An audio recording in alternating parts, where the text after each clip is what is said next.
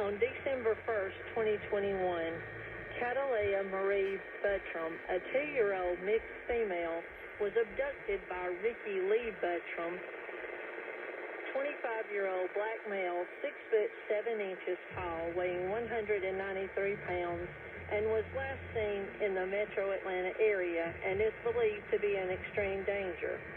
If you have any information on the whereabouts of Catalea Marie Buttram or the 2017 RAV4 Toyota with Georgia tag CRF 9791, please dial 911.